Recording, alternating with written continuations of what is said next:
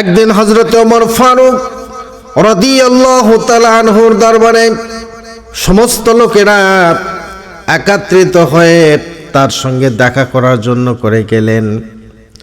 ওমর ফারুক রাদিয়াল্লাহু তাআলা আনহুর কাছে গিয়ে দেখছেন হযরত ওমর ফারুক রাদিয়াল্লাহু তাআলা তিনি একটা মোমবাতি জ্বালাইয়া রাষ্ট্রের কাজ করিতেছেন। ওই লোকেরা বলেন, আমরা যখন ওমর ফারুক রাদিয়াল্লাহু তাআলা আনহুর নিকটে হাজির হলাম, হাজির হওয়ার সঙ্গে সঙ্গে ওমর ফারুক রাদিয়াল্লাহু তাআলা তখন তিনি ওই মোমবাতি জ্বালানো মোমবাতিটাকে ঘরায় ফেললেন এবং ঘরের ভিতরে প্রবেশ করলেন। ঘরের ভিতর থেকে আরেকটা মোমবাতি নিয়ে এসে তখন তিনি জ্বালায় দিলেন। আমরা জিজ্ঞাসা করলাম, আমিরুল মুমিনিন, আমরা যখন আপনার সাক্ষাৎ লাভের আশায় এসেছিলাম তখন তো মোমবাতি জ্বালানো অবস্থায় ছিল, কিন্তু আমরা আসার পরে আপনি ওই মোমবাতিকে ঘরায় দিলেন কেন? আবার ঘরের ভিতর থেকে নতুন একটা মোমবাতি নিয়ে এসে জ্বালাইলেন কেন? মোমবাতি তো জ্বালানোই ছিল, কিন্তু সেই মোমবাতি ঘরায় দিয়ে আপনি ঘরের ভিতর প্রবেশ করে আবার একটা মোমবাতি নিয়ে সেই মোমবাতি জ্বালালেন। ওই এক মোমবাতি তো হতো। আমিরুল মুমিনিন ডেকে বলেন, দেশের জনগণকে শোনো গো, এই রাষ্ট্রের মালিক, রাষ্ট্রের প্রতিনিধি আমি, রাষ্ট্রের সম্পূর্ণ দায়িত্ব আমার কাঁধে। আপনারা যখন এসেছিলেন তখন ওই মোমবাতিটুকু দিয়ে আমি রাষ্ট্রের কাজ পরিচালনা করছিলাম, কিন্তু যখন আসার পরে আপনাদের সঙ্গে আমি আমার ব্যক্তিগত কথা, ব্যক্তিগত কাজ, ব্যক্তিগত বিষয়ে আলোচনা করব, সেই জন্য করে আমি ওই মোমবাতিকে ঘরায় দিলাম। ভিতর থেকে আমার নিজের মোমবাতি নিয়ে এসে সেই মোমবাতি জ্বালায় তোমাদের সঙ্গে আমি কথা বলছি। সুবহানাল্লাহ।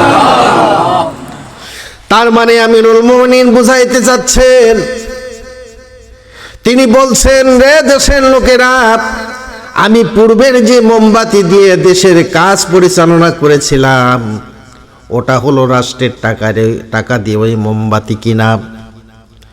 আর যেহেতু আমার ব্যক্তিগত কথা আলোচনা করব, সেই জন্য করে রাষ্ট্রের মোমবাতি জ্বালানো আলো দিয়ে রাষ্ট্রের টাকা খরচ করে আমার ব্যক্তিগত কাজ পরিচালনা করতে পারি না, এটা ঠিক হবে না, ঠিক কিনা বলে? সেই জন্য করে আমি ঘরের ভিতরে গেলাম, আমার নিজের ব্যক্তিগত মোমবাতি নিয়ে আসলাম, সেই মোমবাতি জ্বালাইয়া তোমাদের সঙ্গে আমি কথা বলছি, তোমাদের ব্যক্তিগত সব খবরগুলি আমি নিচ্ছি, আমার ব্যক্তিগত খবরগুলি তোমরা পাচ্ছ। অতএব এটা কোনোদিন উচিত হবে না রাষ্ট্রের একটা চুল পরিমাণ টাকা নিজের উদ্দেশ্যে, নিজের কাজে ব্যয় করা। সুবহানাল্লাহ! কি রাষ্ট্রনায়ক ছিল রাসূল পাক সাল্লাল্লাহু আলাইহি ওয়াসাল্লাম! তিনি কি শিক্ষা দিয়েছেন খোলাফায়ে রাশিদিন, আশরায়ে মুবাশশিরা, তাদেরকে, সাহাবায়ে কিরামদেরকে কি আদর্শ, রাষ্ট্র কিভাবে পরিচালনা করতে হবে, কত গুরুত্ব, কত দায়িত্ব তারা বহন করেছেন, ঠিক কিনা বলেন? আর আজকে আমাদের দেশের রাষ্ট্রনায়ক যারা, দেশের প্রেসিডেন্ট যারা, তাদের কি অবস্থা? দেশের টাকা মেরে বিদেশ ভরপুর করে দেয়, সুইস ব্যাংক পূর্ণ করে দেয়, আমেরিকা, লন্ডন, কানাডা, বিভিন্ন দেশে নিজের টাকা পাইকারি দরে মারে নিয়ে সেখানে তারা নিজের ইচ্ছে মতো বেগন বাড়ি তৈরি করেছে, বড় বড় প্রাসাদ তৈরি করেছে, বড় বড় ব্যবসা কলকারখানা খুলছে, ঠিক কিনা বলেন? সুতরাং দেশের জনগণকে ফাঁকি দিয়ে এটা করা মোটেও ঠিক না। আল্লাহ পাক কোরআনে কারিমের মধ্যে সেই জন্য ইসলামিক রাষ্ট্রের রাষ্ট্র পরিচালনার দায়িত্ব যার কাঁধে থাকবে, সেই ব্যক্তি কেমন হবে তার গুণ, তার বর্ণনা আল্লাহ পাক কোরআনে কারিমের মধ্যে দিয়েছেন। সুবহানাল্লাহ! ইসলামী শরিয়া প্রথম হতেই রাষ্ট্র শাসক নিয়ন্ত্রণে রাখার পদ্ধতি ও আদেশ পেশ করেছেন। বলেছে সে হবে জনগণের প্রতিনিধি, আর সীমা লঙ্ঘনমূলক কাজকর্ম, ভুল ভ্রান্তি সব বিষয় জনগণের নিকট জবাবদিহি করতে হবে, করতে বাধ্য হবে, ঠিক কিনা বলে? ফলে ইসলাম শাসক ও শাসিত সকলকেই এক কাতারে দাঁড় করানো, এক কাতারে প্রতিষ্ঠিত করা এবং ইসলাম প্রতিষ্ঠিত করেছে। এ ব্যাপারে কোনো পক্ষপাতিত্ব, সুযোগ সুবিধা, কোনো স্বজন প্রীতিশীল থাকবে না, ঠিক কিনা বলেন? এখানে রাষ্ট্রপ্রধানদের আলোচনা আল্লাহ রাব্বুল আলামিন কোরআনে কারিমের মধ্যে কত সুন্দর করে তুলে ধরেছেন। আল্লাহ পাক কোরআনে কারিমের মধ্যে বলছেন, ইসলামিক রাষ্ট্রপ্রধান তার প্রথম শর্ত হবে, যিনি ইসলামিক কান্ট্রির রাষ্ট্রপ্রধান হবেন তার প্রথম শর্ত হলো তাকে মুসলমান হতে হবে। সুবহানাল্লাহ। আল্লাহ রাব্বুল আলামিন বলেন, ইয়া আইয়ুহাল্লাযীনা আমানু আতিউল্লাহা ওয়া আতিউর রাসূলা ওয়া উলিল আমরি মিনকুম। আল্লাহ পাক বলেন, হে ঈমানদারগণ, আনুগত্য করো আল্লাহ রাব্বুল আলামিনের এবং অনুসারী হও তার হাবিব জনাবে মুহাম্মদ রাসূলুল্লাহ সাল্লাল্লাহু আলাইহি সাল্লামের। এবং তোমাদের মধ্যে থেকে যিনি নির্বাচিত হয়েছেন রাষ্ট্রের প্রধান, যিনি ইসলামিক স্টেটের মালিক, যিনি তার আনুগত্য করে এবং তার পরিচালনা মেনে নাও, ঠিক কিনা বলেন? সুতরাং রাষ্ট্রপ্রধানকে সুস্থ এবং বিবেক বুদ্ধি বয়সপ্রাপ্ত বালিক হতে হবে।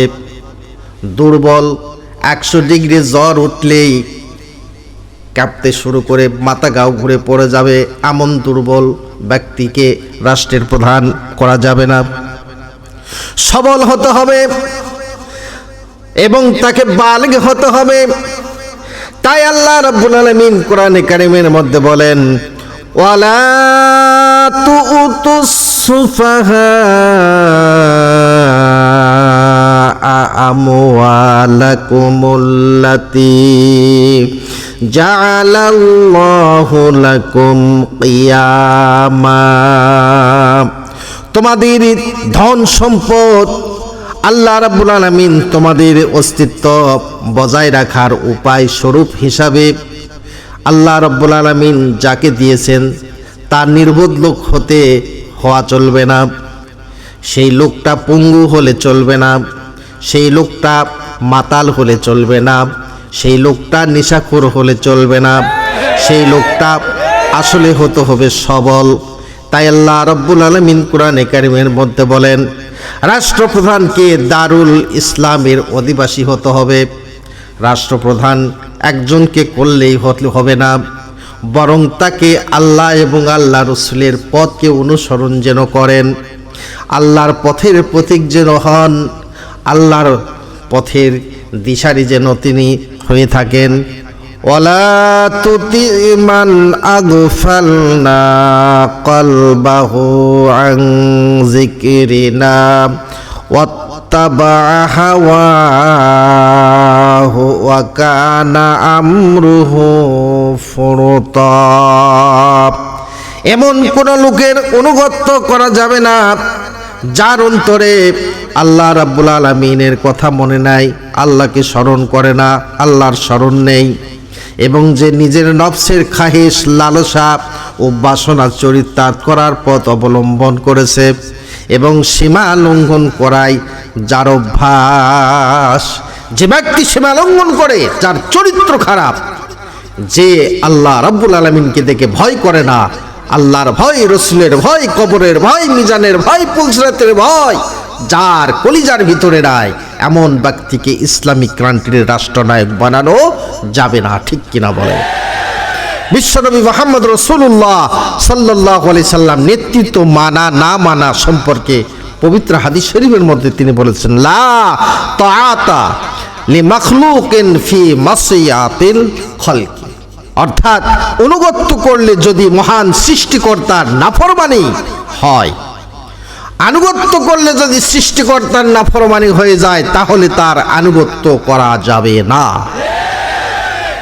আল্লাহ পাকের হাবিব হাদিস শরীফের মধ্যে তিনি আবার বলেছেন, লা তাআতা ফি মাসিয়াতিন ইন্নামা তাআতুন ফি মারুফ।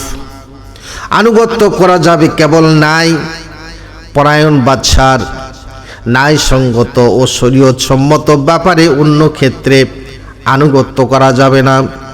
আল্লাহ রাব্বুল আলামিন বলেন, ওয়াল্লাযীনা আমানু ওয়া লাম ইউহাজিরু মা লাকুম মিন ওয়ালায়াতিহিম মিন শাইইন হাত্তা ইউহাজিরু। যারা ঈমান এনেছে, কিছু হিজরত করে দারুল ইসলামে আসেনি, তাদের পৃষ্ঠপোষকতা তোমাদের কোনো জরুরি নেই যতক্ষণ না তারা হিজরত করে।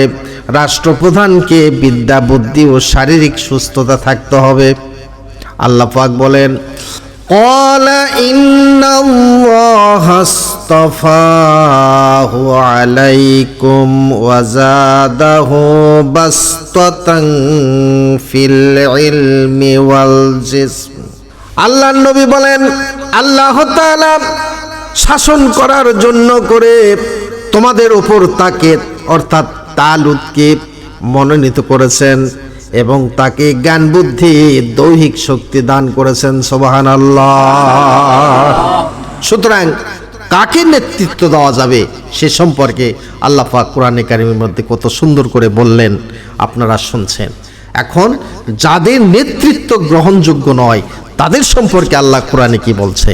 ইসলামিক রাষ্ট্রের শাসক বর্গের আসল কাজ হচ্ছে আল্লাহ পাকের বিধি নিষেধ জারি করা এবং কার্যকরী করা, ঠিক কিনা বলেন?